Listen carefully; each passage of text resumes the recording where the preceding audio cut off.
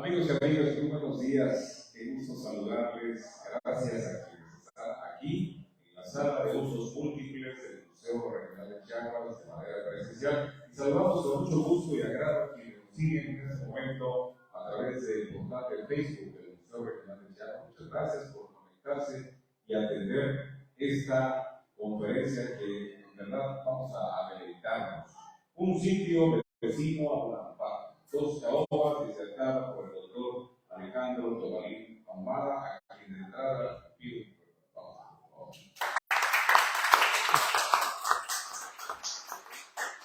Gracias, estimado Alejandro.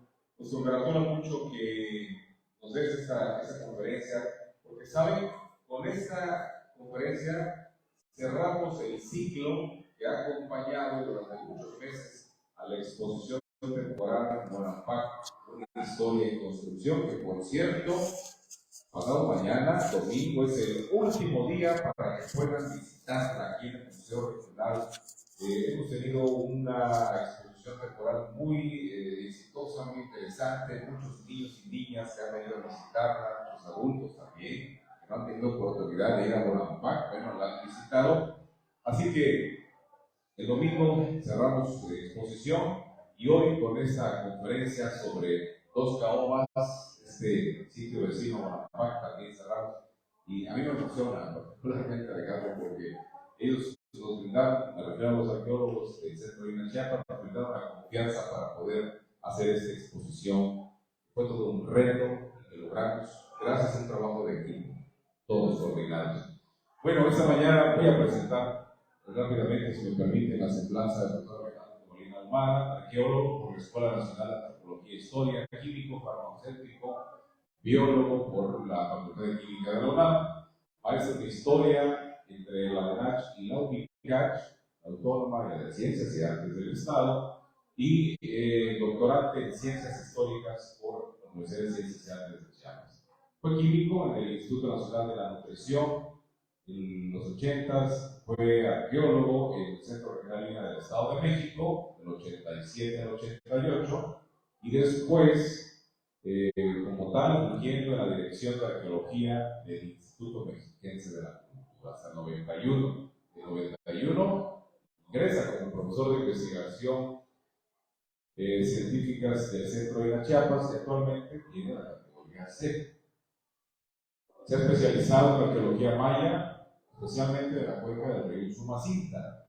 Y bueno, ha participado en proyectos de Yaxchilán, de Palenque, en Chiapas, en Cobá y Xcaret, en Quintana Roo, en Malinalco y Tenayuca, en el Estado de México, y ha dirigido proyectos importantes como Tlaltizáhuac, Estado de México, el rescate arqueológico dirigido con Temo en Suchiate, aquí en Chiapas, La Cancá, en Ocosingo. Actualmente dirige el proyecto Bonampak y Bolonquín, este último en codirección del doctor Alejandro Chesella.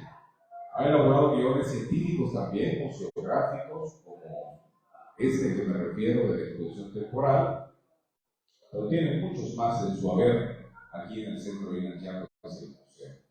Y bueno, ¿qué les digo? Ha participado en congresos y reuniones científicas nacionales, internacionales, ha publicado 2 libros, 9 capítulos, 45 artículos científicos indexados o indexados, y eso nos da mucho orgullo de tener su amistad y su colaboración.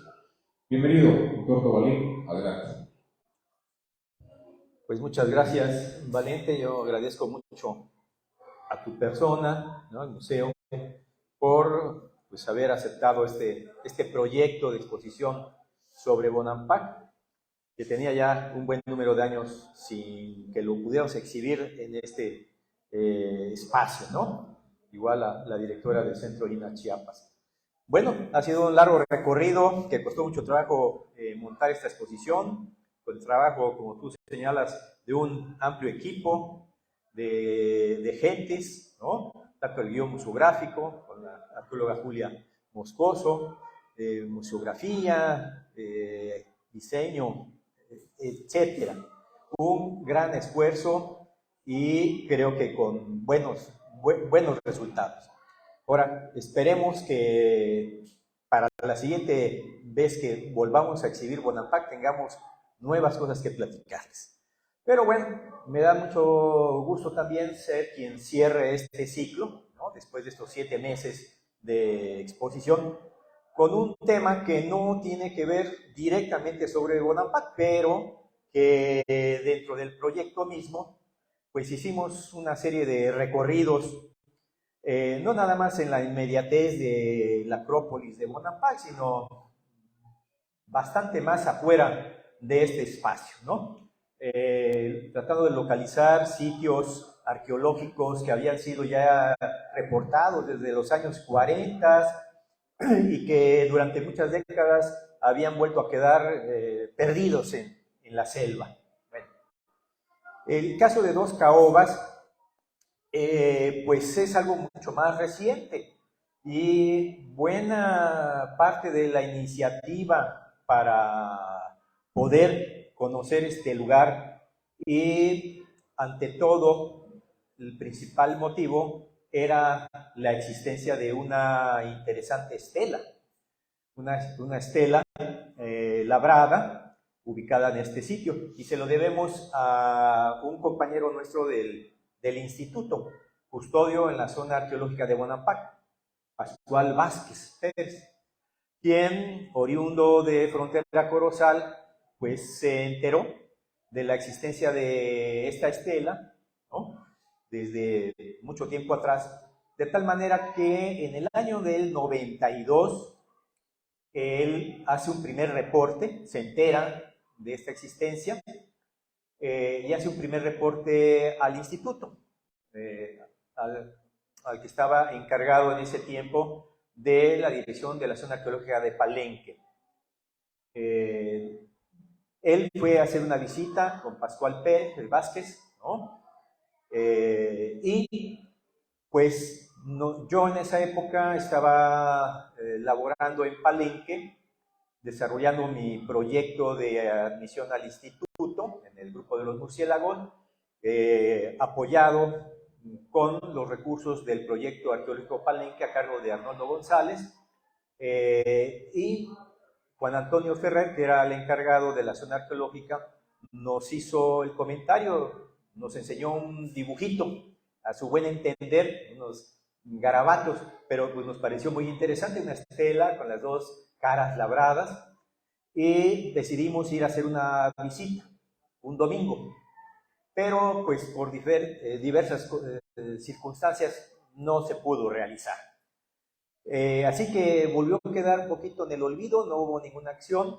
En el 93 yo registro mi proyecto arqueológico Bonampak ante el Consejo de Arqueología y al desarrollar la primera temporada a finales de ese año, pues también con el gusanito de sabernos muy cerca del lugar donde se encontraba esta estela, pues y a insistencia de nuestro buen amigo, el custodio Pascual Vázquez, pues intercalando actividades del proyecto, algunos miembros del mismo, pues nos dirigimos junto con Pascual al sitio de Dos Caobas, para lo cual primero pues hablamos con la autoridad de Frontera Corozal, el comisariado, el agente municipal, ¿no?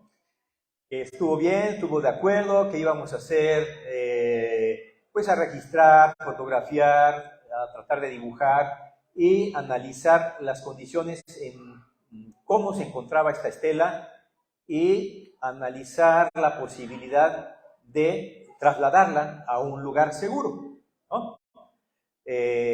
Adelante nos dijo, así que principalmente Norberto García Benítez y un servidor fuimos los que estuvimos asistiendo al lugar donde se encontraba la estela, que dado que se localizaba en un paraje cerca de unos campos de milpas, de gente de Frontera Corozal, y le llamaban Dos Caobas, pues al sitio le designamos el nombre de Dos Caobas, ¿no? Claro que creo que al siguiente año, al 94, ya se había caído una caoba, pero ya el nombre estaba dado, ya no le cambiamos a una caoba. Empezamos a hacer nuestras visitas. El lugar está estaba más complicado en esa época, pues porque transitábamos de Bonampak hasta el entronque de la carretera fronteriza con Frontera Corozal. Y de ahí a Frontera Corozal son 15 kilómetros. En el kilómetro 7 hay un desvío, una pequeña camino de tierra, ¿no? De terracería, que lleva a algunos campos de trabajo agrícolas. Así que teníamos que caminar más o menos unos 3 kilómetros, 4 kilómetros por este camino y desviarnos después por una vereda que solamente la gente de ahí pues lo conocía. Todo se ve verde. Así que Pascual nos llevó y después de unos casi 6 kilómetros de recorrido llegamos a este espacio, el lugar donde se encontraba la estela tirada. Estaba sobre una elevación, como unos 30-35 metros de altura sobre el nivel del valle, y en esta fotografía pues vemos cómo se encontraba la estela, esto ya en el año 96, que se ve que la estela está de canto prácticamente, confluencia ya con Bonampak. Bueno, ahí se ve en el mapa inferior derecho, ese puntito rojo, 2 caobas, y vemos una línea que inicia de color verde, que era la terracería, y luego otra de color amarillo, que era la vereda que había que caminar hasta el lugar. Saliendo de la terracería, entrábamos a un lugar de bajos, un lugar que en época de lluvias se inunda, ¿no? Entonces había que caminar pues, sobre charcos, ¿no? Cerca de 1 kilómetro, 1,5 kilómetros. Entonces, pues ya eso nos estaba dando a pensar que para poder movilizar en un momento, si valía la pena esta estela, había que hacerlo en la época de secas, en que el terreno estuviese macizo. De otra manera sería imposible. Y sabiendo pues más o menos sobre el peso que puedan tener este tipo de piedras, ¿no? Piedras calizas, pues es significativa, la cual calculamos posteriormente como de 3 toneladas a 3,5 toneladas de peso, ¿no? Entonces era un reto mayúsculo, entonces, 1993, pensar en movilizarla. Así que llegamos al lugar y pues las primeras fotografías que realizamos esa primera semana, Benny y un servidor, pues vimos la complejidad, ¿no? Nada más del tamaño de la estela, que mide 4 metros de altura por 1,15 de ancho y 25 de grosor, 25 centímetros de grosor. Entonces, ahí hicimos el cálculo y el peso es mayúsculo, ¿no? Y vimos la calidad de labrado, ¿no? De las 2 caras, esta es la que estaba a la vista, y dijimos, vale la pena poder trasladarla a un lugar que tenga seguridad. Porque este espacio donde se encontraba, pues sí había algunos espacios de trabajo, pero está alejado realmente del núcleo de Frontera Corozal. Entonces, pues pensábamos que podría correr riesgo, ¿no? De que pudiese ser saqueada al clásico estilo de que se hacían los 50, 60 y quizá parte de los 70 en toda esta área de la zona maya, en sitios del periodo clásico, que es con ceguetas, se corta una capa de unos 3, 5 centímetros de grosor y se va cortando también en cuadritos, y así se va sacando del lugar, quedando el esqueleto, ¿no? El resto de la estela ahí, alisada totalmente. Entonces, pues sí nos llamó la atención, bueno, ha estado aquí desde el siglo VIII, ¿no? Aquí sigue, pero pues también hay muchas que fueron sustraídas en ese pasado, no muy lejano, como les comento. Como también ya les comenté, y se ve ahí en ese croquis de la parte central de 2 caobas, hay una gran plaza en la parte baja, ¿no? Donde hay una segunda estela, está ahí marcada, la estela del rey, que así la conocía inicialmente la gente, poquita gente, muy poquita gente en Frontera Corozal, que le pusimos también la estela número 1 del sitio de Dos Caobas. Está sobre una elevación natural, es una pequeña sierrita y más o menos son 35 metros de altura con respecto al nivel donde está la plaza. Y pues al frente de la estela se encuentran los restos de una gran escalinata que nos permita liberar esta diferencia de altura en 4 o 5 tramos. Dijimos, bueno, sí está complicado movilizar algo de este peso con 2 caras labradas además y llevarla a un espacio seguro. Por lo pronto vamos a lo primero, registrarla, fotografiarla e intentar hacer los primeros dibujos.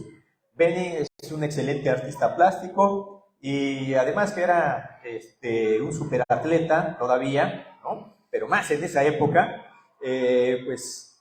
pues nos dimos a la tarea, era un buen esfuerzo físico, porque salíamos de Bonampak tempranito, a las 6 de la mañana en una camioneta, llegábamos al entronque del camino a Frontera Corozal y no se podía meter en esa época porque era noviembre, más o menos, todavía había lluvias, entonces la terracería era un lodazal, ¿no? No valía la pena atorarnos. Y de ahí caminábamos, ¿no?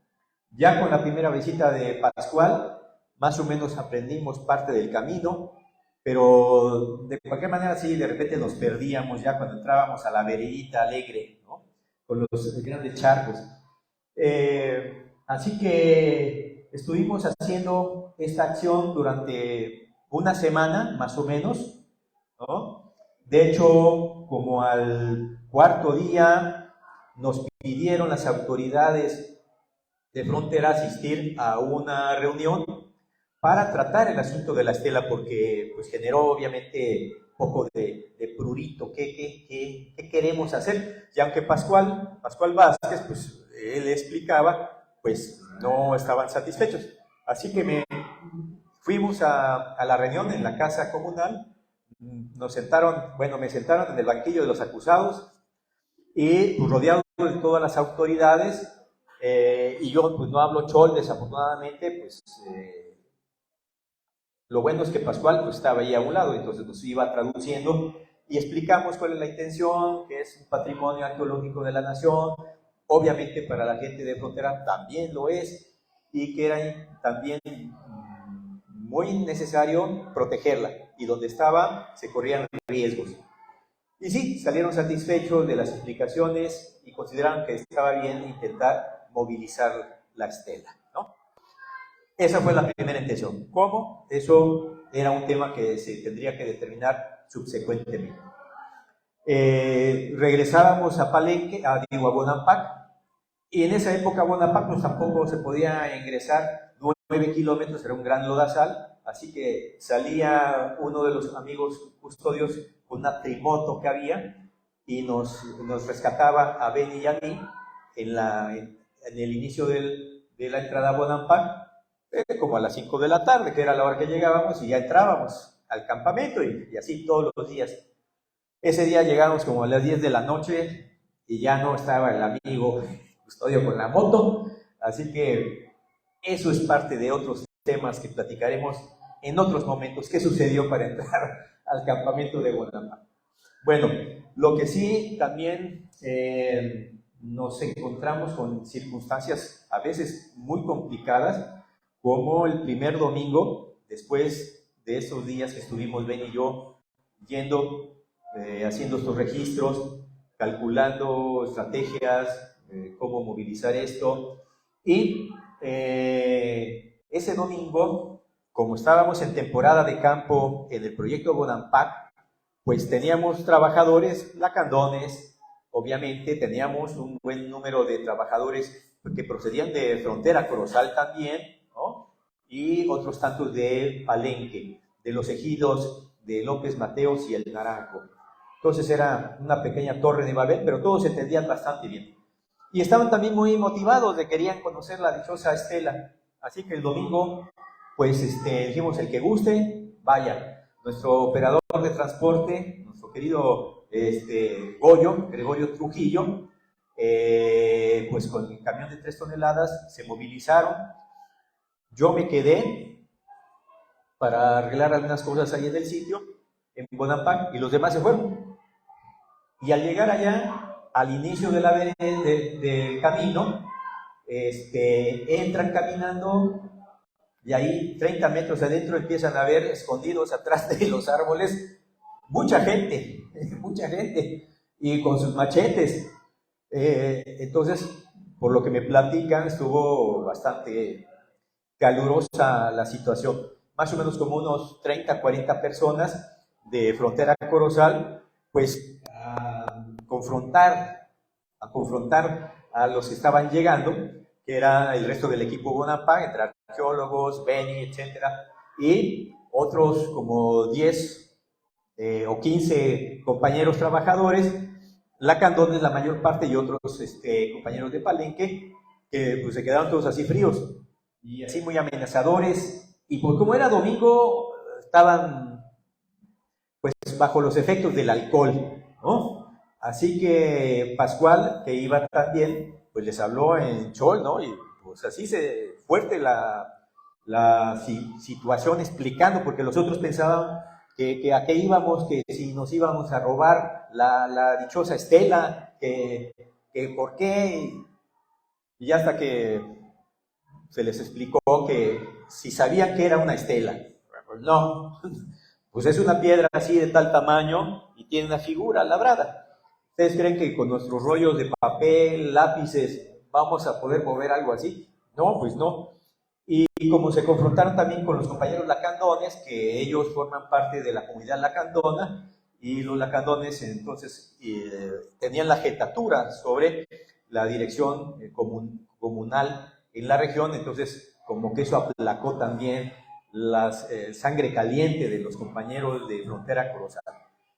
Y así que decidieron que los acompañaran para conocer las estelas, y ya llegando allá, pues dijeron, no, pues sí, creo que estos no se los quieren, no se van a robar esta piedra. Entonces, ha habido de todo, ¿no? Desde el principio.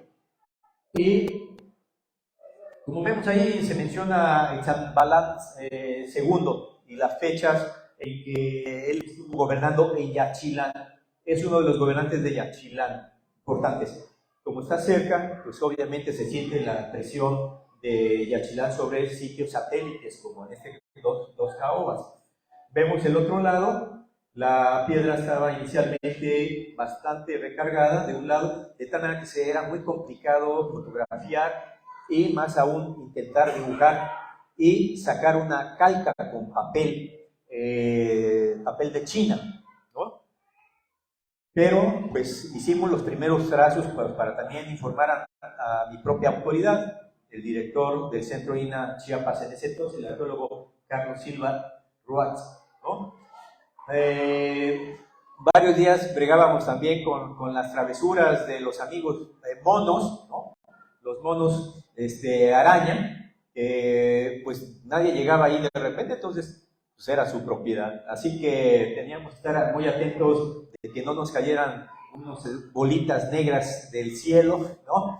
Y una lluvia ahí de sabor y textura no muy agradable.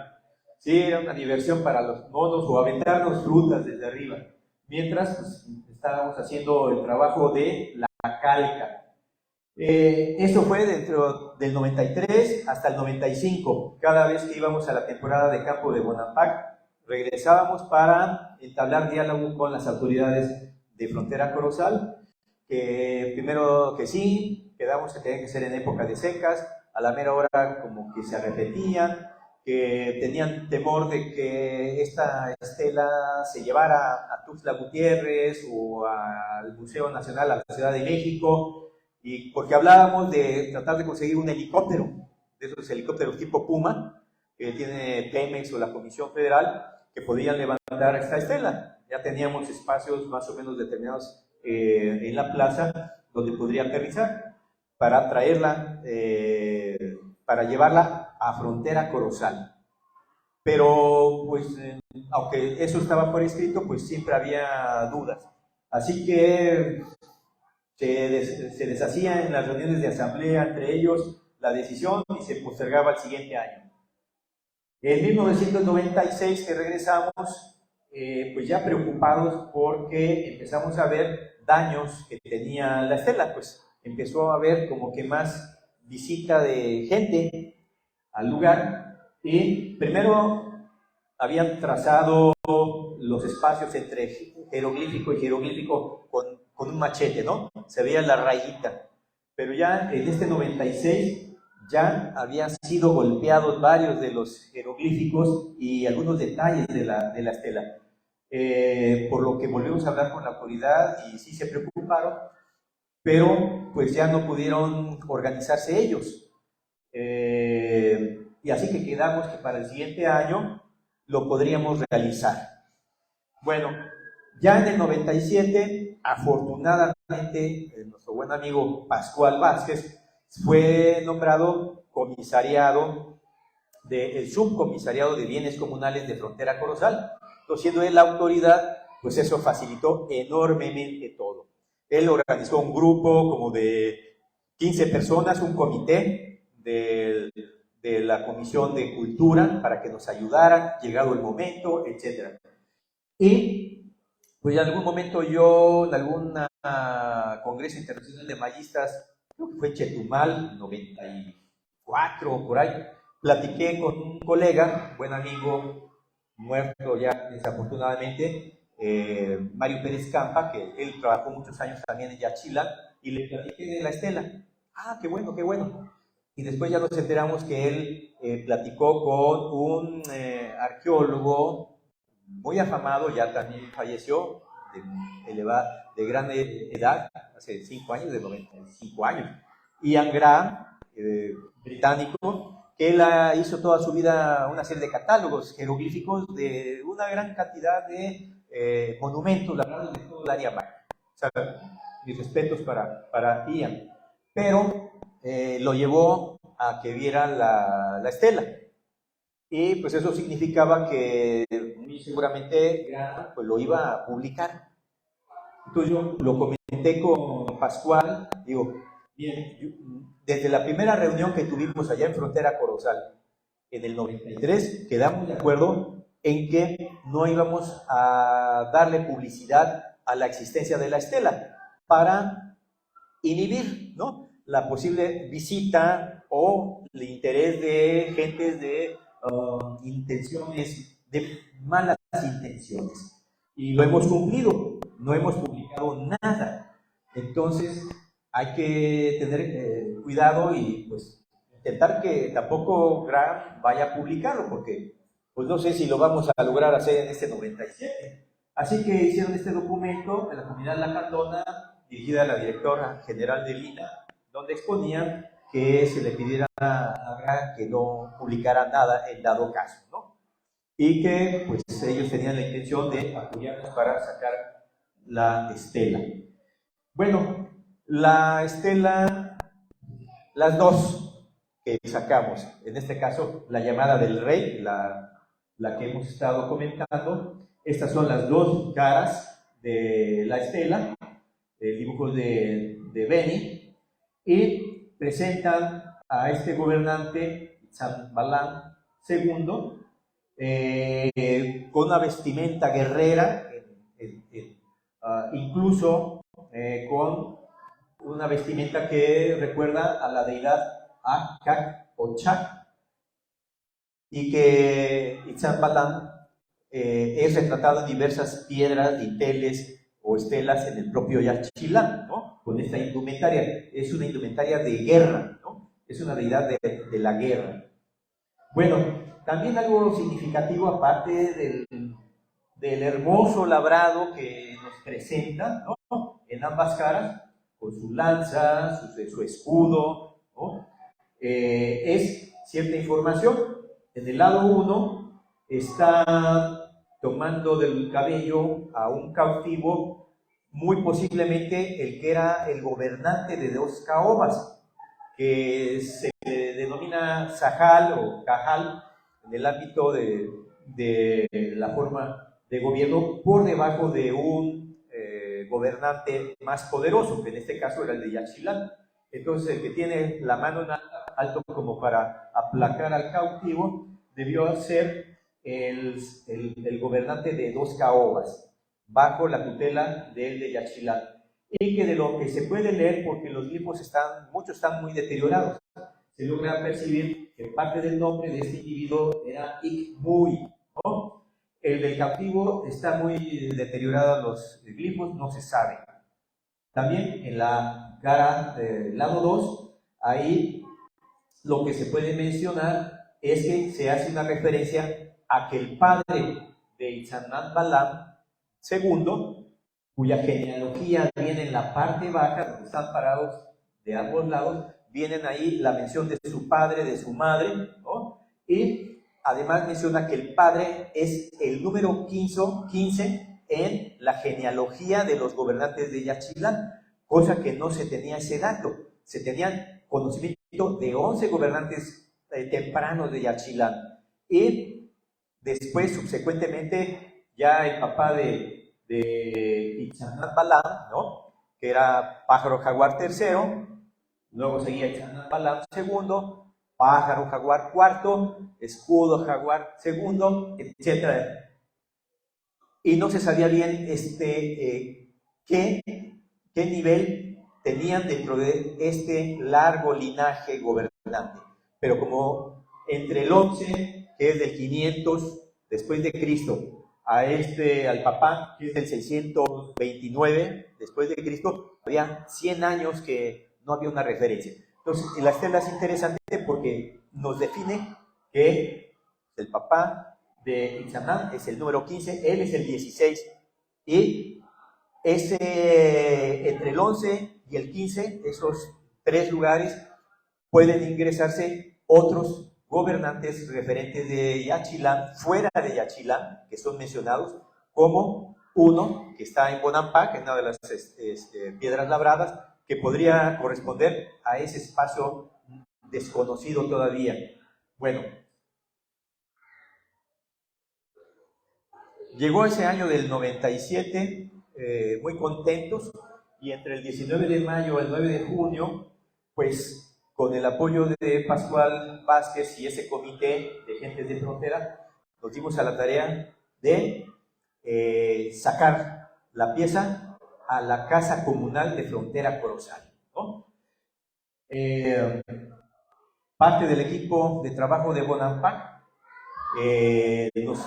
fue el mayor apoyo que tuvimos, como el restaurador Rogelio Rileo Chong, y un arqueólogo que también le estaba ayudando mucho a él, Gabriel Francia García, Benny, un servidor. En algunos días y momentos se unieron más miembros, como Adolfo Velázquez de León, don Gregorio Trujillo, ¿no? Y pues el resto del equipo en Bonampak tenía que permanecer, porque si no se nos caía el negocio en Bonampak. Estaba Humberto al frente también, ¿no? Humberto Villagómez, el arqueólogo Víctor Ortiz, Olga Landa, entre otros, apoyándonos desde Bonampak. Así que aquí vemos cómo con maderas, desde armar una caja de tablones de 2 pulgadas de grosor, de madera, no recuerdo el tipo de madera que seleccionaron ahí los compañeros de frontera, una madera resistente, con cierta flexibilidad para el movimiento que se iba a hacer al bajar del cerro La Estela, y cada tablón pesaba bastante, no sé, 60 kilos, 70. Así que había que desde subirlos de la parte baja de la loma hasta el punto donde se encontraba la estela.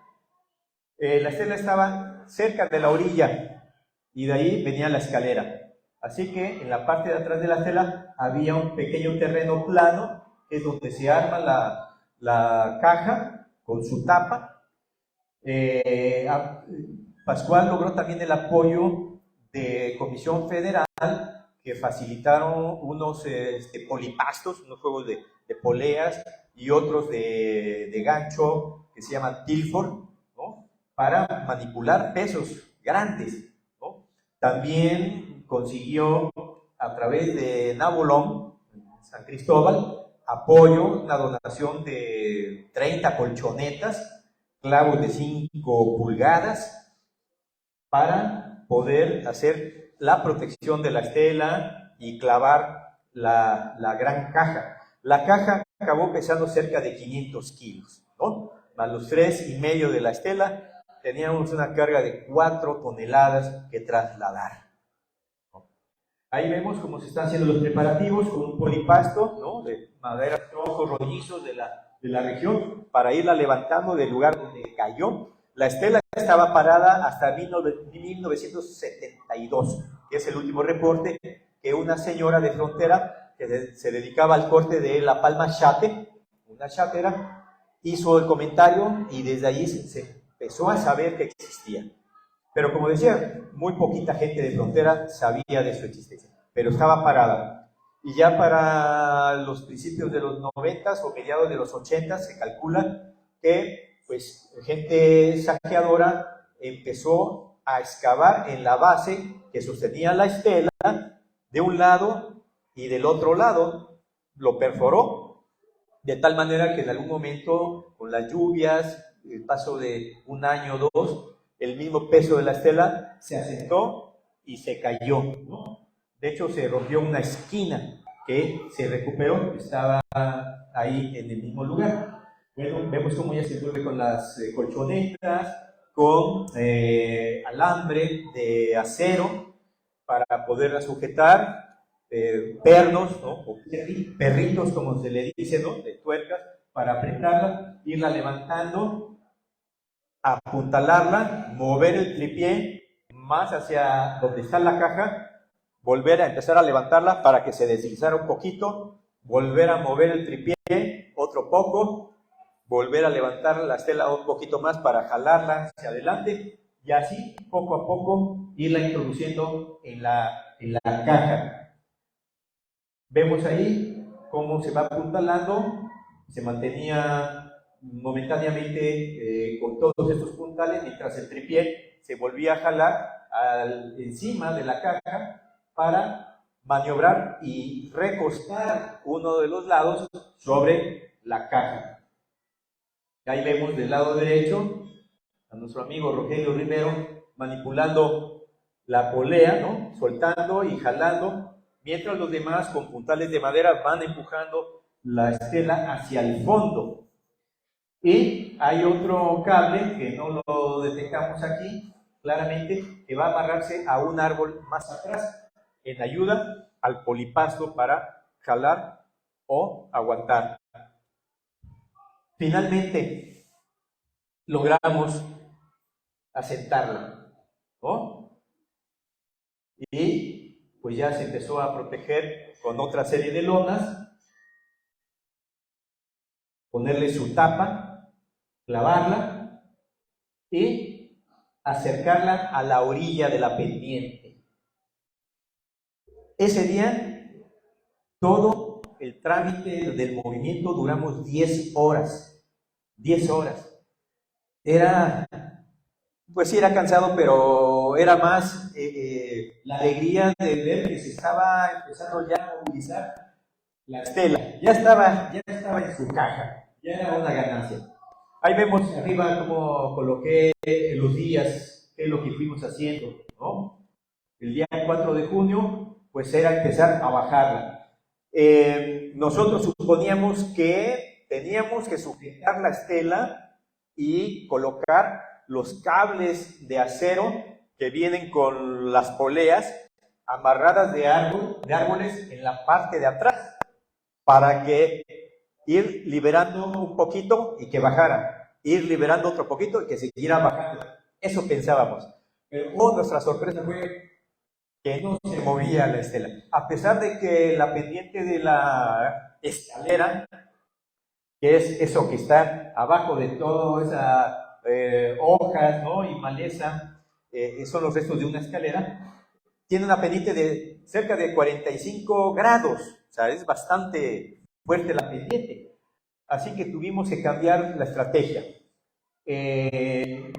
Amarramos otro de los tilfor, ¿no?, de los cables a un tilfor, y desde abajo, como se ve en la fotografía superior derecha, ahí se ve Benny con su sombrerito de ciclista, ¿no?, y está agarrando la palanca de este tilfor para apretar y jalar, mientras otros dos desde atrás se liberaban un poquito por precaución, por cualquier eventualidad.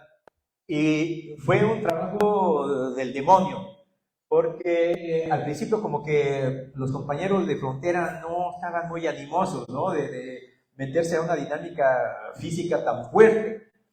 A ese tubo del tilfor, ¿no?, que tiene una palanca para ir apretando o soltando el cable, se le adicionó un tubo como de 1 metro, y a veces éramos 4 los que estábamos moviendo la palanca para jalarla. Llegaba un momento que la tensión era tanta y el peso mucho, que se volvía endemoniado. Y sí, finalmente se oía, y avanzaba 5 centímetros la caja, ¿no? Y así. Ya después ya se metieron los demás compañeros, porque si no, habríamos llegado bastante agotados.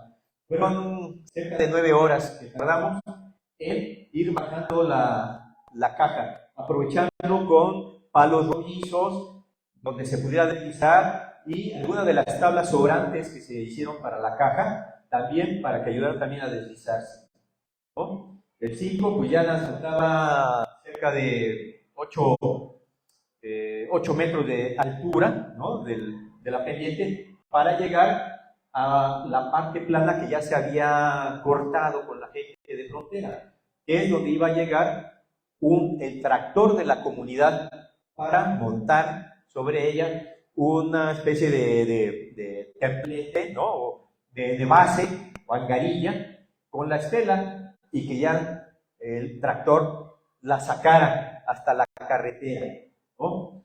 Pero el 6 de junio ya la teníamos abajo, se avanzaron con los tipos todavía unos 10 metros, hasta donde había un pequeño lado donde se armó esa carilla con madera, y ya se acercó el tractor, pero lo pudo arrastrar, a la estela la arrastró cerca de 100 metros, porque empezó a llover el día anterior, no fuerte, pero sí empezó a llover, y eso ya nos estaba preocupando demasiado, porque si se nos queda en mitad del camino, híjoles, había que hacer otra serie de condiciones para garantizar que no estuviera bajo el nivel del agua, ¿no?, que sean 20 centímetros. Así que Pascual, afortunadamente en esa época estaba trabajando el mejoramiento de los caminos para la saca de cosecha. Entonces contrataron gente de Tabasco, un ingeniero de apellido Pastrana, que tenía el contrato de engravar X cantidad de caminos. Y Pascual le pidió que trabajaran primero el que por donde íbamos a salir nosotros. No se engravó, pero sí se logró tener de esos 5 kilómetros, pues 3 kilómetros que podían transitarse bien. Y luego de la vereda que hacíamos a pie, pues se logró trabajar 1 kilómetro más. Entonces, había que mover 1 kilómetro la estela desde la base del cerrito hasta donde podía ser jalado ya por un tráiler de cama baja, ¿no?, que es el que vemos en la parte de abajo. Mientras tanto, al ver que el tractor no podía con el peso, el ingeniero facilitó un trascabo o payloader, no sé si es la marca, que estaba de buen tamaño. No era el más grande, pero dijimos, con esto lo va a arrastrar. Entonces llegó con la pala que tiene, se levantó la angarilla que tenía encima la caja, se amarró bien con cable de acero y se levantó lo necesario, y en reversa empezó a caminar 400 metros. Llegó un momento en que la humedad que tenía el terreno hizo que las ruedas giraran, pues, se atascó, ¿no? No se podía.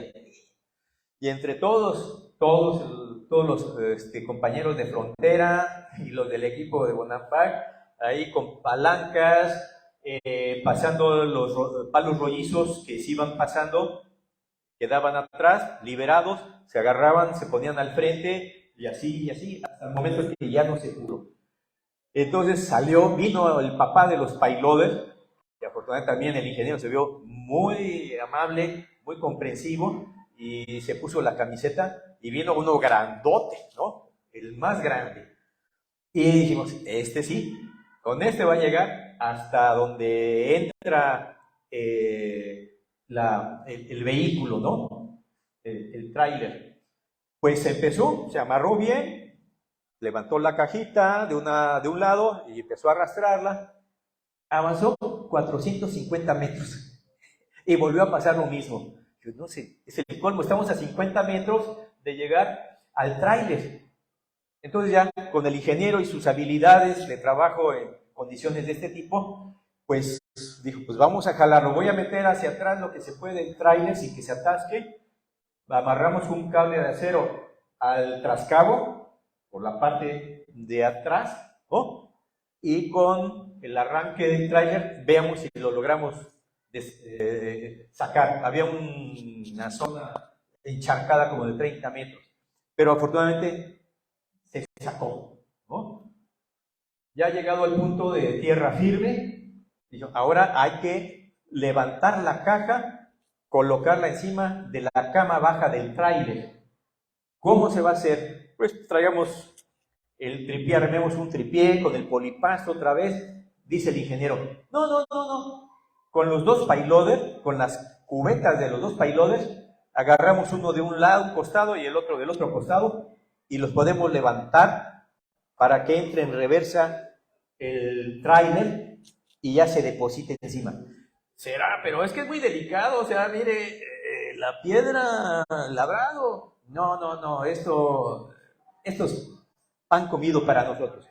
Y así lo hicieron efectivamente. Ahí vemos en la foto de arriba como uno de los payloaders con la pala, ¿no? Ya está poniéndose en posición para poder agarrarla de abajito, ¿no? Y mientras el otro se iba a colocar del lado derecho y hacer lo propio. Bueno, al final vamos a ver una película, ¿no? Un video que hicimos a lo largo de estos días, donde se ve de una manera más real todo este movimiento. Ahí ya se ve, se levantó y se colocó en la parte de atrás. Luego otro payloader lo empujó hacia adentro, la estela, y quedó montada dentro del tráiler. Acción 2, el día 21 de mayo, buscando otra piedra labrada que decían los compañeros de frontera que uno había visto lo que podría ser un dintel labrado. Fuimos a buscar en lo que se armaban algunas cosas allá arriba, el movimiento en donde estaba la estela del rey. Y llegando a la parte baja, además sirvió para que hiciera una revisión, ¿no?, de la distribución del sitio. Pues esa es una plaza, ¿no?, como si fuera de Bonampak. La parte baja de la escalera, por donde se bajó la estela, tiene sus grandes escalones de grandes bloques de piedra, clásico del estilo Usumacinta. Entonces, caminamos por lo que era la plaza, y de repente veo que la gente pues camina encima y a un lado de una laja grandota, que es la que se ve ahí en la fotografía. Y yo paso y le digo a Benny, oye, esto está muy raro aquí. Sí, a ver, vamos a ver. Arriba está liso, abajo pues sí tenía labrado. Pues es una estela, y ya vimos que era una estela que estaba partida en dos. Falta la parte de abajo, hay que buscarla, debe estar aquí alrededor. Y sí, ahí está, apareció llena de vegetación, etc. Entonces, pues apareció la segunda estela. Así que, esta estela que vemos ahí en el dibujo, este dibujo ya es de mi autoría, se hace referencia al hijo de Zambalán II, ¿no? O sea, Pájaro Jaguar 4, ya en el 752 al 768. Y lo que nos refiere esta estela, a diferencia de la anterior, que es la presentación del poder del ajau de Yaxchilán, es que está sentado Pájaro Jaguar en una especie de cetro maniquí, ¿no? O el dios Ka, que está asignado a los muy común de gobernantes menores a los más importantes. Es muy probable, debido a que está muy erosionado la parte de arriba de la estela, porque esa cayó boca arriba, pues la lluvia, el sol, al paso de 1000 años, pues se erosionó, ¿no? Es muy probable que sea el gobernante en turno de los caobas, que le ofrece, como ellos lo entendían, pues ese reconocimiento al gobernante, al ajau de Yaxchilán. Y atrás hay dos señoras, ¿no? Si fuesen las esposas de Pájaro Jaguar, se tiene registrado en Yaxchilán que él tuvo 3 esposas. Una de Motul de San José, otro del sitio de Hiswitz y una tercera que no me acuerdo del lugar, ¿no? Pero aquí hay 2. Y entonces, revisando muy detalladamente pues, todo lo que quedaba, vestigios de los jeroglíficos, ¿no? Vemos que atrás del personaje principal, que es Pájaro Jaguar, con su gran tocado, ¿no?, de deidad, está nombre, un rectángulo con jeroglíficos que se refiere al nombre de la mujer de atrás. Y luego, justamente a espaldas de Pájaro Jaguar, hay otra forma de con una esquinita, ¿no?, que hace referencia al nombre de la mujer que está inmediatamente atrás de él. Pero por las formas y detalles, yo considero que deben ser mujeres asociadas con el gobernante de 2 caobas, no con el de Yaxchilán, porque generalmente en tantas estelas o dinteles que erigió Pájaro Jaguar en Yaxchilán, y que está presente alguna de sus esposas, siempre están al mismo nivel, ¿no? Nunca está él más arriba. Y el tipo de elementos no da para encontrar un detalle de los nombres de las 3 señoras, por lo que yo considero que son señoras asociadas al gobernante, al cajal de 2 caobas. Algo interesante es que en esta estela se hace mención en la parte de abajo, que es la más conservada, de un cautivo que toma Pájaro Jaguar, que no está mencionado en ninguna de las piedras labradas de Yaxchilán, y es Chac Guayif, ¿no? Y que debido a que también se presume que son el artista, escultor de esta estela, igual que el de la número 1, son procedentes de Yaxchilán, ¿no? Esto debió haber sucedido hacia el 732, cuando en Yaxchilán se hace mención de varias tomas de cautivos de Pájaro Jaguar.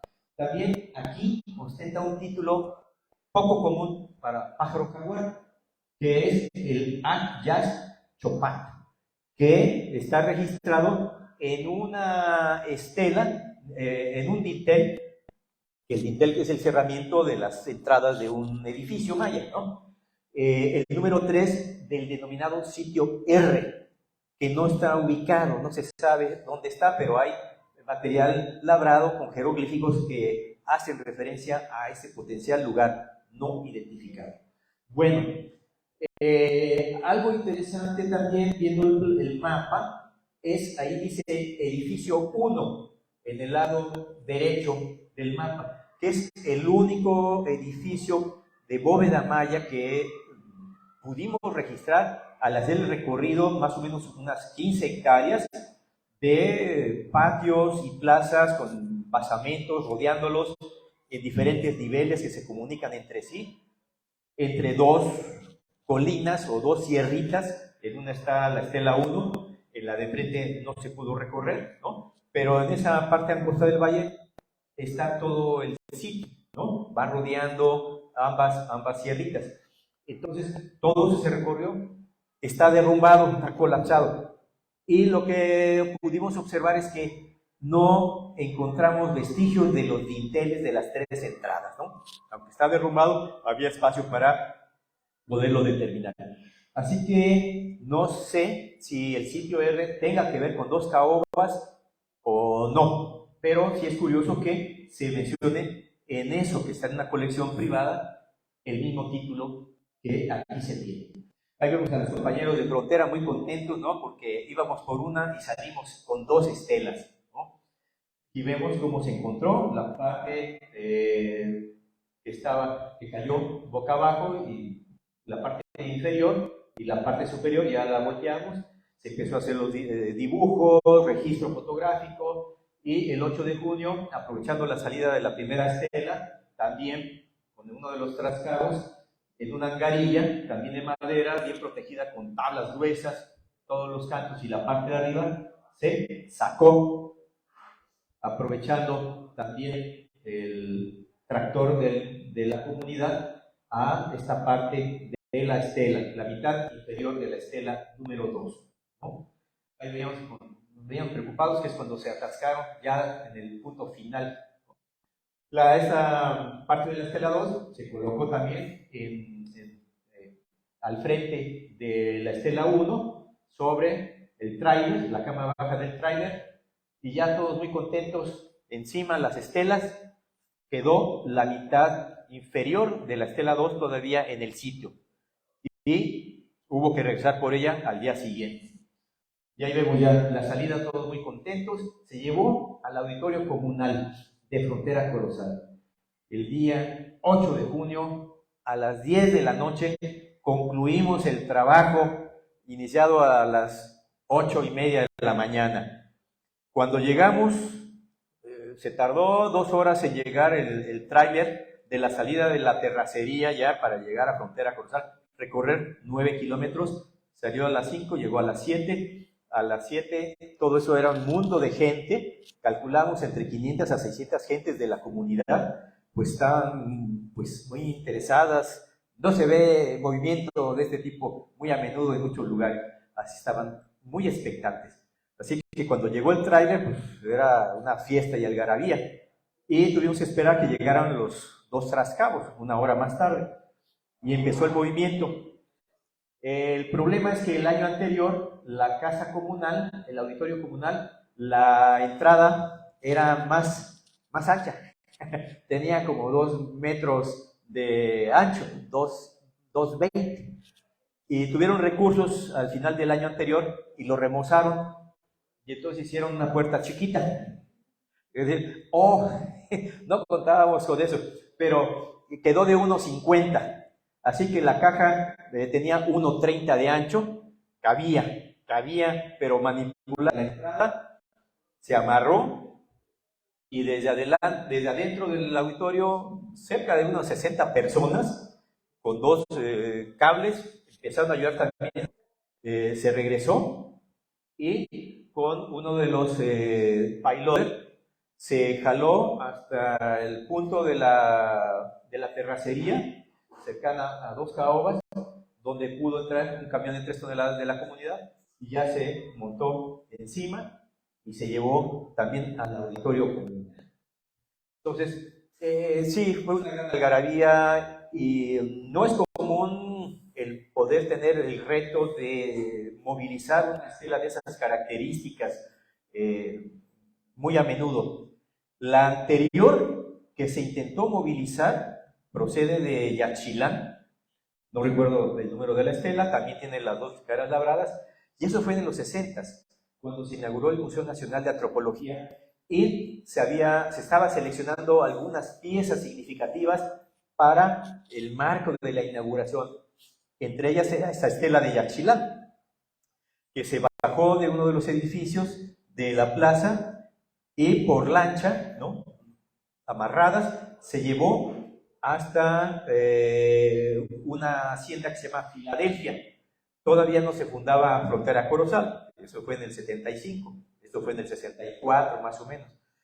Y ya pudieron sacarla porque no había más que unas terracerías terribles de mover en esa época, ¿no?, hasta Palenque o Tenosique.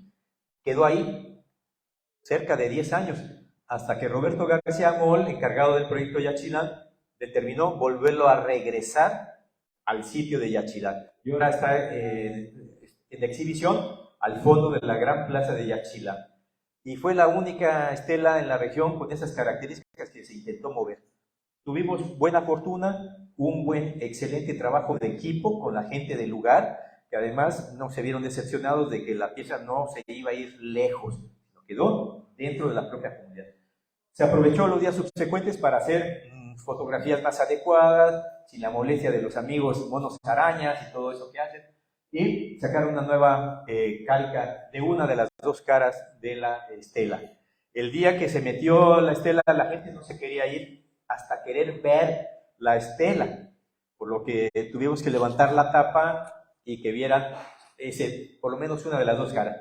Y nosotros también teníamos pues la necesidad de la brevedad, saber la condición de la cara inferior, ¿no? Sí, había sido excelente el movimiento y no tenía ningún percance, pero solamente hasta el momento en que se pudiera levantar y colocar en una base artificial dentro del auditorio el siguiente año. Ese año no se pudo porque la temporada en Bonampak concluía y no hubo recursos extras, así que se planeó y quedó de acuerdo con la autoridad de frontera del próximo año, una vez que ellos habían determinado que en la casa comunal se iban a colocar las dos estelas, íbamos a regresar con lo requerido para levantarlas y quedaran bien protegidas. Vemos ahí a Benny y a un buen amigo que era el administrador del sitio arqueológico de Comoná, Sayo Magaña, una gran experiencia en Yaxchilán. Aquí llegó la visita de otros buenos compañeros arqueólogos y epigrafistas, Armando Anaya y Peter Matthews, ¿no? Con los que también junto con Adolfo Velázquez de León publicamos a la estela número 1 en la revista de arqueología, no arqueología mexicana, sino arqueología de la Coordinación Nacional de Arqueología del INAH. Y que en esa época ellos tenían un proyecto en un lugar de la región cercana, que se llama El Cayo, que se ve en el mapita inferior derecho, y que dada la experiencia que resultó de dos caobas, pues dijeron, ¿por qué no movilizamos el altar número 1 del Cayo que habían descubierto 3 años antes en ese sitio arqueológico y que debido se ocupó por diversas gentes, era propiedad de los de frontera Corozal, pero hubo muchas invasiones, eran como 15 diferentes comunidades que se metieron ahí, y luego empezó a haber una ambientación muy difícil, armado de un grupo, ¿no? La Hormiga Riera, y no pudieron proteger el altar en lo que era la hacienda del desempeño, que estaba en ese espacio, corría el riesgo. Así que la volvieron a enterrar en un pozo, como a 3 metros de profundidad, bien protegida, y esperar que las condiciones mejoraran para seguir trabajando. Ese año decidieron regresar y aprovechar, sacarlo con helicóptero hasta frontera Corozal. Esa es otra historia que acabó muy mal. No, afortunadamente no hubo pues gente lastimada severamente, pero el helicóptero nunca llegó porque hubo una visita presidencial que coincidió en los tiempos, no había movimiento aéreo y la gente se quedó 3 días más de lo establecido, y esos 3 días fueron suficientes para que el grupo armado que había ahí pues los agarrara, los amarrara toda una noche, los descalzara, y al siguiente día en la tarde, a la orilla del río, los golpearan con las cachas de rifles en las costillas, y a los que tenían anteojos en los lentes, y se echaran al río. Pues todos ellos pensaron que les iban a dar la ley de fuga, ¿no? Afortunadamente no sucedió así, pero sí dispararon al aire. Y el altar hermoso, ¿no? Gran labrado, pues se supone que está en el templo de una de las comunidades ahí. Ya todo se regularizó hace como 8 años, ¿no? Pero bueno, lo que era la PGR en ese entonces, porque se dio aviso, ¿no? Y se levantó una demanda acá, pues hasta el día de hoy no se sabe dónde está. Por eso fue una triste historia que se pudo haber aprovechado para incrementar la colección de piezas interesantes en frontera Corozal. Aquí vemos las dos publicaciones de las dos estelas, la estela 1 y la estela 2, ya hace un buen número de años, 20 años atrás. Y en marzo del 98 regresamos con la intención de levantar las estelas, pero nuestra sorpresa fue que cuando llegamos era no, ya no se van a levantar aquí adentro del auditorio comunal.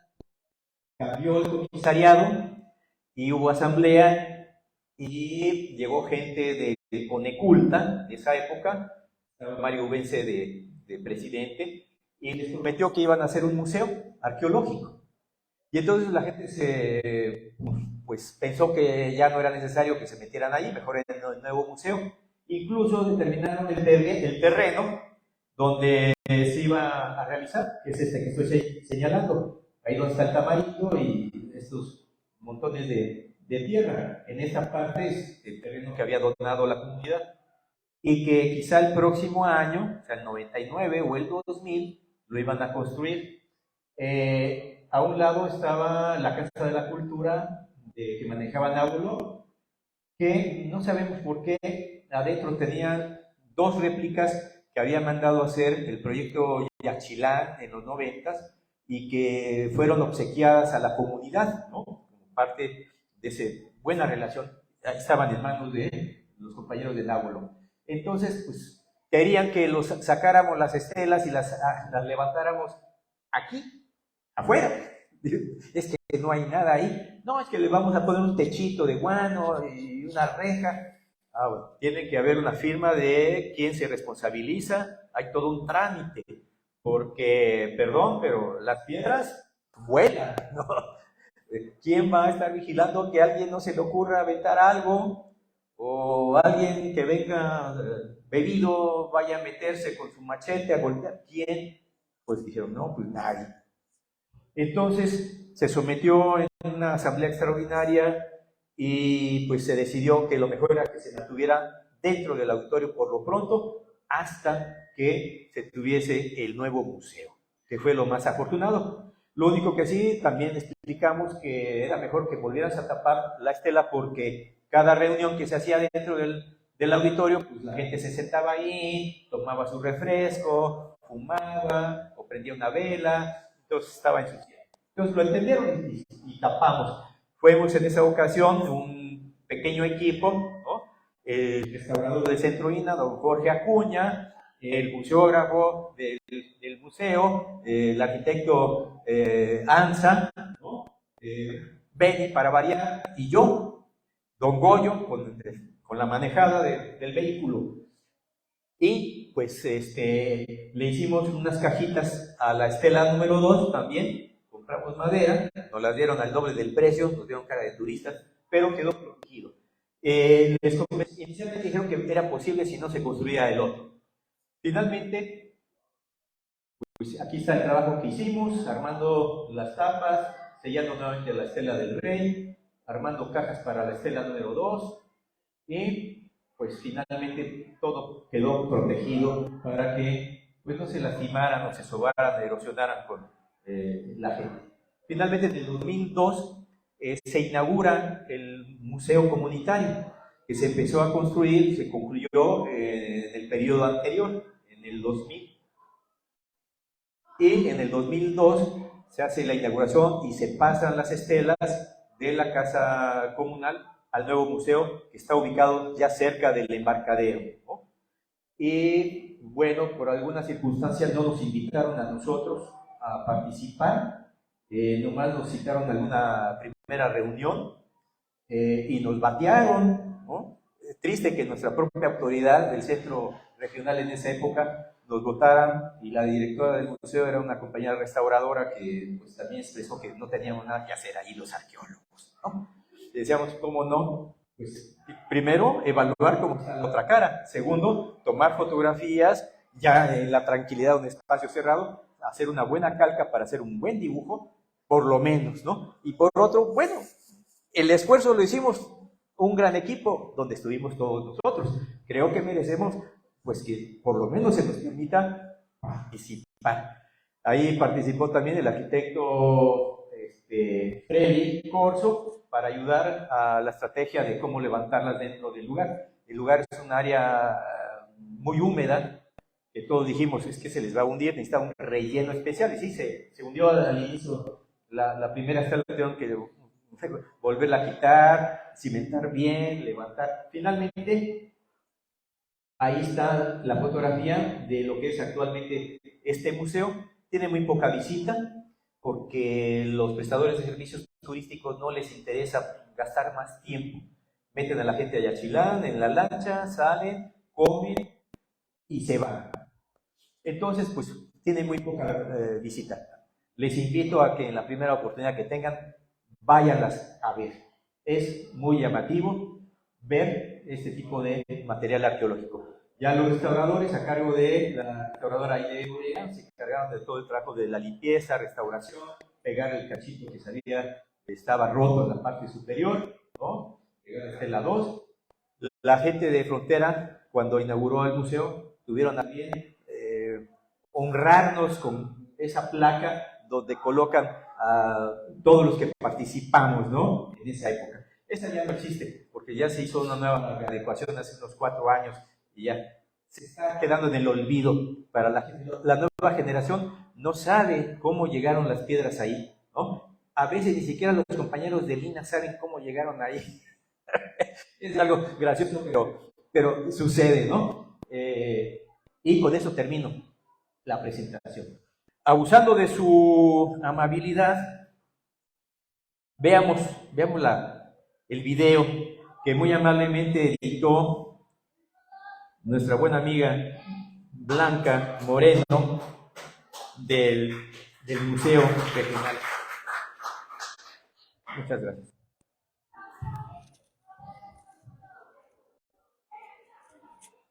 Ahí vemos las primeras días que llegamos en ese 97, ya con las partes dañadas y preocupaciones para ya sacarlas.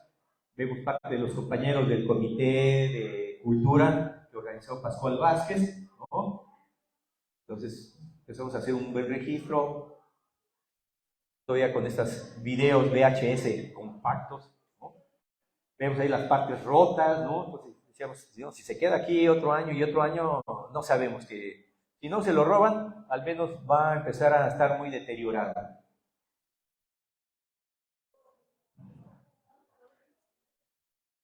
De aquí vemos cómo llegamos a la estela número 2.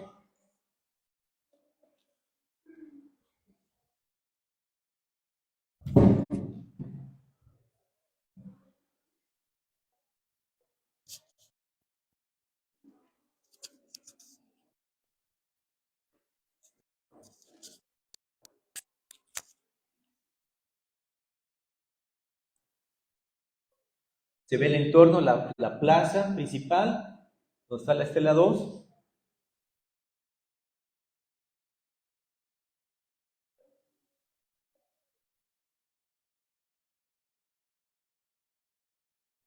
Y aquí se regresamos a la preparativos ya para sacarla.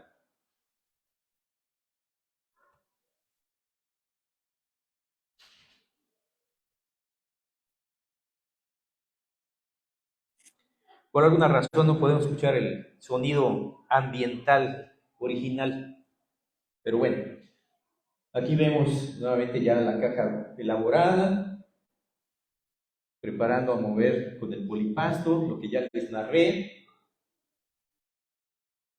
la gran oquedad que se había producido por los saqueadores. Se recolectó toda la piedra que se pudo del mismo agujero que estaba desperdigado a los lados para recuperar volumen, porque por ahí íbamos a hacer pasar la cama con la estela para empezarla a bajar.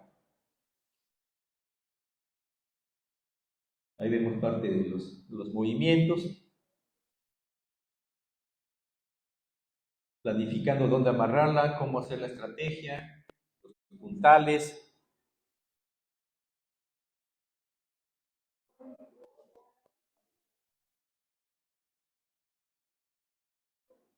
Cómo se iba soltando el tripié, armando, desarmando, trasladándolo más hacia adelante.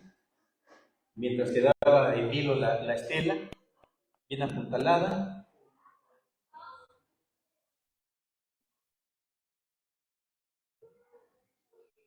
Ya sea con cables de acero, polillas de isle de 1 pulgada, entre todos allí apoyando, jalándola a un extremo de la caja. La estela mide 1,10 de ancho, la caja tenía 1,30, pues quedan aproximadamente 10 centímetros a los lados para rellenarlo con estas colchonetas y protegerlas para la bajada. Ahí se ve, va jalando el polipasto, ¿no? Soltándolo un poquito, acomodándolo. Ahí se ve el otro cable de acero que va hacia la parte de atrás. Y eso también se soltaba el polipasto y también el otro para dejar que fuera desplazándose. De tal manera que 3,5 toneladas no jalaran la caja hacia el frente. Claro que eran 500 kilos de la caja. Ahí está manipulando el arqueólogo Gabriel el otro polipasto. Y aquí, como dije yo, finalmente 3 de junio, Estela está en su caja, ¿no? Y ya todo el mundo pues muy, muy contento de este esfuerzo. Y ahora, bueno, pues ya seguía colocar la tapa, clavarla con estos clavos de 5 pulgadas. En algún momento regalamos una copia de video a las autoridades de Frontera Corozal, pero pues es muy complicado siempre, como cada 2 años o cada año van cambiando de autoridad. Pues, igual los dibujos de las estelas, les obsequiamos marcados, enmontados para que las colocaran en el lugar que ellos decidieran y pues, pues no se sabe uno dónde quedó, ¿no? Para que fuera parte de esa memoria. Sería cuestión de volver a intentar ahora con el museo comunitario. Creo que es interesante. Es mi computadora que a veces cuando la enciendo no suena la bocina, pero ahorita no la voy a apagar para prenderla otra vez. Así que, imagínense los ruidos de la selva, ¿no? Ya ahí se empujó hasta la orilla de la pendiente, donde empieza la pendiente, justamente sobre lo que fue el hueco donde en algún momento estuvo la base que soportaba la estela. La estela, uno de los lados miraba hacia la escalera y en dirección a donde estaba la estela número 2, en el centro de la plaza. Entonces, estaba también muy bien organizado toda esta direccionalidad. Apunta aproximadamente hacia el este, la plaza está hacia el este. Entonces, una estela que tiene que ver también con la cuestión de los amaneceres, ¿no? Eso falta hacer todo un estudio sobre si los solsticios hubiesen tenido algún punto ritual que aportarnos, ¿no? Entonces ahí va, ¿no? Era a veces desesperante que tanto esfuerzo con la polea y bajaba 5 centímetros. Y otra vez, y otra vez, y otra vez. Un momento en que se sacaron 2 poleas para jalar por abajo, mientras una quedaba arriba como precaución. 5 centímetros y 5 centímetros. Ir colocando las maderas, la madera rolliza en la parte baja para ir liberando y que vaya rodando. Poco a poco.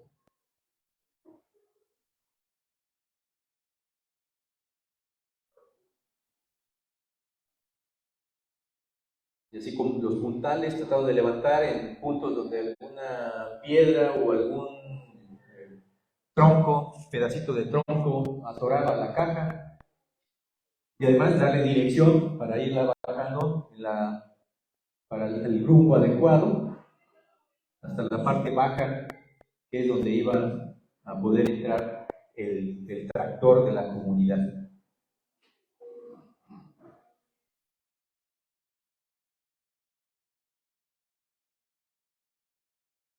Ahí va, a 4 manos, ya cada vez más cerca. Ese fue el día previo a que ya logramos bajar hasta la parte baja, donde lo iba a esperar ya el tractorcito. Aquí vemos el sendero ya limpio, por donde se iba a jalar la estela. Ya en la parte baja, ahí va Benny cargando uno de los rodillos de madera, ¿no? Creo yo que estaba bromeando de que no lo necesitábamos abajo, que por favor lo subieran hasta la punta otra vez, pero pues él se esperó y lo aventó, ya una madera viva pasó rozando. Bueno, había que tener buen humor durante todos estos procesos de pues, bastante estrés, ¿no? Porque la responsabilidad de movilizar una pieza arqueológica de esas características, pues tiene sus bemoles, ¿no? Si uno lo deteriora, pues uno puede ser simplemente acusado de negligencia, ¿no? Y aplicarse la ley correspondiente. Entonces, si uno quiere hacer este tipo de trabajo, debe tener la seguridad de contar con todo lo necesario para garantizar su buen estado. Aquí ya vemos cómo se está manejando la angarilla, ¿no? Este soporte de madera amarrado al brazo del trascabo. Ahí vemos a Don Goyo con el Tilford ajustando el cable de acero a la caja del payloader y ya listos para, muy contentos dijimos, no, pues ya, el tractor no pudo, pero esta máquina seguro que sí.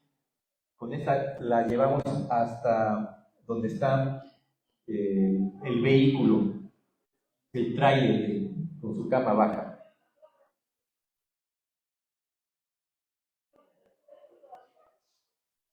Ahí se ve el ingeniero Pastrana con su trapito rojo, su franela roja, dirigiendo el movimiento pues de sus vehículos, ¿no?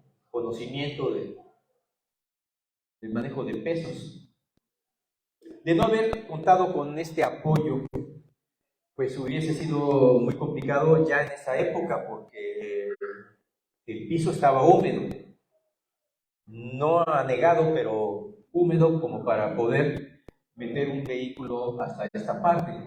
Habría que dejar sobre una base de maderas, elevada la caja, que pasar la época de lluvias y regresar por ahí de abril, mayo del siguiente año, que ya estuviese seco, para poderlo mover. La gente no quiso que se usara se intentara buscar un helicóptero. Siempre fue muy reticente al temor de que no les cumplieran. Bueno, pues eso es muy común, ¿no? A la gente no se le cumple muchas veces las promesas y pues prefirió que todo se hiciera de esta manera. Ahí es donde se llega al punto de atasque del payloader, ya de ahí no se pudo mover y hubo que sustituirlo por el otro más grande, ¿no? Ahí caminaron unos 2 metros más y hasta ahí se pudo. Bueno, hasta con cierto punto de ingenuidad que intentábamos hasta empujarlo con las manos, ¿no? En la desesperación de que salga, que salga. No, son fuerzas que nos rebasaban, ¿no? Ahí ya se retira el trascabo, en lo que venía el otro, mientras se monta la parte inferior de la estela 2 y se usa el tractor de la comunidad.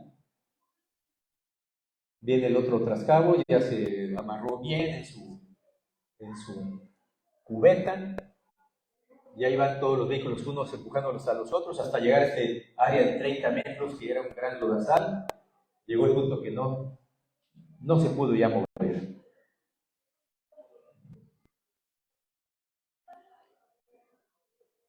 Así que surgió la idea de que si se podría acercar el tráiler, que estaba 100 metros más adelante, pudiera acercarse lo más posible hasta donde diera un cable, el cable más largo de acero que se tenía, y amarrarlo al trascabo para jalarlo y que quedaran desatascados. Ahí se ve el área anegada, ¿no? Todos los grandes charcos que había. Ahora sí, como dijeron en el pueblo, cácaro.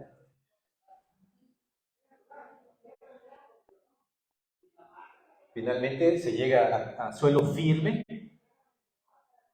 se libera la caja de la angarilla, ¿no?, del soporte de madera, y pues se planea cómo montarlas. Entonces los dos trascabos, uno de cada extremo, con las paletas se van levantando. No puedo negarles cómo estábamos sudando todos, ¿no? Oiga, pero sí, seguro, sí, no hay problema. Se va levantando al parejo y ya entra en reversa el tráiler, ¿no? Y bueno, sí, reconocimiento al ingeniero Pastrana por la habilidad, además, de los operadores de las dos máquinas, ¿no? De que pueden mover una piedrita 1 centímetro si eso es lo que desean hacer. No, a veces piensa uno que son cosas gruesas, ¿no?, pesadas. Pues sí, pero puede ser con mucho cuidado. Ahí ya se ve cómo entró hasta donde pudo el tráiler y lo deposita en la parte posterior. Ya se asienta y ya se pide a las máquinas que se retiren. Ya quedaba nada más empujar hacia adentro, lo cual es algo muy sencillo, colocándose uno de los payloaders en la parte de atrás y con la cubeta empujando poco a poco para asentarlo ya en la parte plana de la base del tráiler, ¿no? No, es una maravilla contar con estas máquinas, ¿no?, realmente. Y el trabajo de Pascual Vázquez, que fue el que hizo todos los trámites y los apoyos necesarios para convencer, porque a veces cuando se requiere recursos como para sacar un material de este tipo, no lo hay disponible. Entonces hubo un magnífico trabajo, como ya dije, de equipo, ¿no?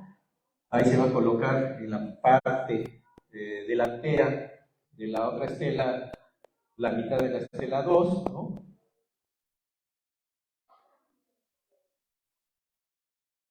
Ya para eso ya estaba bien amarrada la estela, porque era muy difícil que se cayera, ¿no?, porque además el tráiler iba a ir a vuelta de ruedas hasta la casa comunal, distante 9 kilómetros, pero de cualquier manera, para que no se nos escape estela, ¿no?, bien amarrada con sus cadenas. Y aquí, pues ya contentos todos, camino hacia frontera Corozal. Aquí es muy bonito la escena, lástima que no está el sonido cuando toca el claxon el trailero y se oye así como el canto de la victoria, ¿no? Y gran algarabía de todos los que estuvimos en ese momento ahí. Ahí vemos los últimos tramos de la terracería que nos lleva hacia Los Caobas, ¿no?, nuestra antigua camioneta con su magnífico winch con cable de acero, y aquí la llegada ya a la terracería, que está en mucho mejor condición para llegar hasta el pueblo de Frontera Corozal, 8 kilómetros distantes.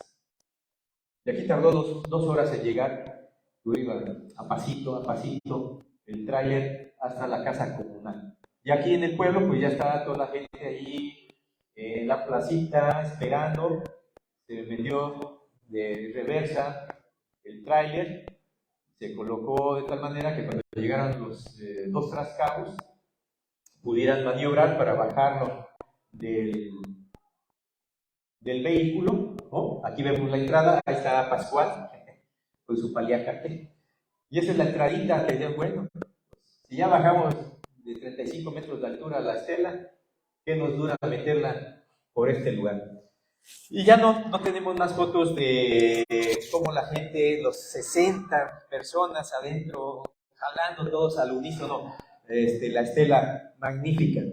No sé qué pasó con esas fotos, pero creo que esto pues, nos da una idea muy real de lo que sucede cuando vemos las piezas enormes en los museos, ¿no? ¿Cómo llegaron? A lo mejor recordemos el traslado de la Chachiplicue al Museo Nacional de Antropología, allá en los 60, para la inauguración del museo, en el 64, con su gran,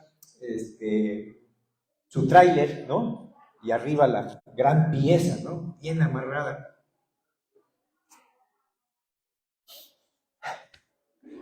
Me llega la emoción también, ¿no?